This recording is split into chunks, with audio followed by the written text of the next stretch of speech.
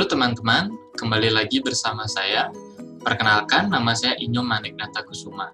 Nah, pada kesempatan kali ini, saya akan menjelaskan tentang analisa kausalitas jumlah uang yang beredar dan suku bunga acuan Bank Indonesia. Kebijakan moneter menjadi pedoman utama dalam mengatur dan mengendalikan nilai tukar rupiah. Peranannya yang sangat erat antara uang dengan kegiatan suatu perekonomian terjadi karena semua kegiatan perekonomian modern, misalnya produksi, investasi, dan konsumsi, selalu melibatkan uang. Jika uang yang beredar lebih banyak, akan mendorong kegiatan ekonomi berkembang dengan sangat pesat.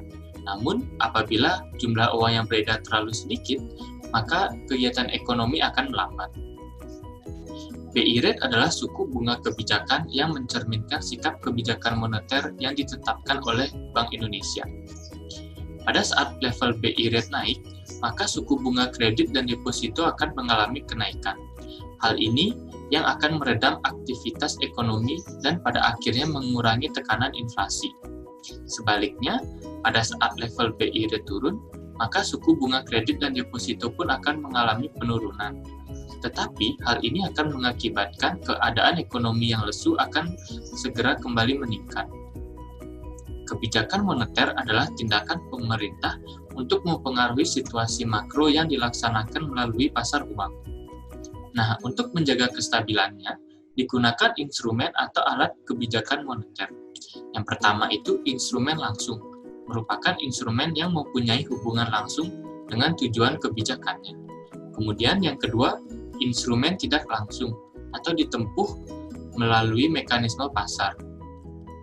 Nah, jumlah uang yang beredar atau money supply adalah total stok uang dalam perekonomian pada periode tertentu.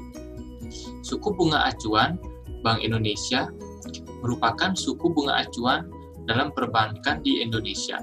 BI rate juga berfungsi sebagai reference rate dalam mengendalikan kebijakan moneter dan mengatasi inflasi di Indonesia. Nah, saya mengambil data dari Badan Pusat Statistik atau BPS Nasional dan Bank Indonesia. Pada waktu tahun 2009 kuartal 1 sampai tahun 2015 kuartal 4. Metode yang saya gunakan adalah Granger Causality Test yang bertujuan untuk melihat hubungan timbal balik antara jumlah uang yang beredar di Indonesia. Kausalitas Granger yang digunakan untuk mengetahui hubungan dua arah. Nah, kemudian dampak sebuah kebijakan ekonomi biasanya tidak langsung berdampak pada aktivitas ekonomi, tetapi memerlukan waktu atau kelambatan yang disebut dengan lag. Nah, kemudian saya mendapatkan kesimpulan, terdapat hubungan kausalitas dua arah antara jumlah uang yang beredar dan BI rate, yaitu pada lag 1. Sedangkan pada lag 2 tidak terjadi hubungan kausalitas dua arah, yang artinya ketika jumlah uang beredar mengalami perubahan, yaitu peningkatan ataupun penurunan, maka akan mempengaruhi BI rate. Pengaruh kausalitas BI rate terhadap jumlah uang yang beredar tidak sebesar pengaruh kausalitas jumlah uang beredar terhadap BI rate. Hal ini menunjukkan bahwa realisasi kebijakan menurunkan atau menaikkan BI rate yang dilakukan oleh Bank Indonesia mempunyai jangka waktu dan tidak dapat dengan cepat mempengaruhi jumlah uang yang beredar.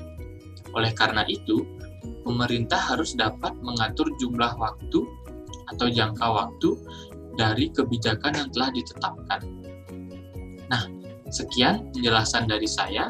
Mohon maaf apabila ada kesalahan kata. Terima kasih teman-teman karena sudah menonton video ini. Dadah!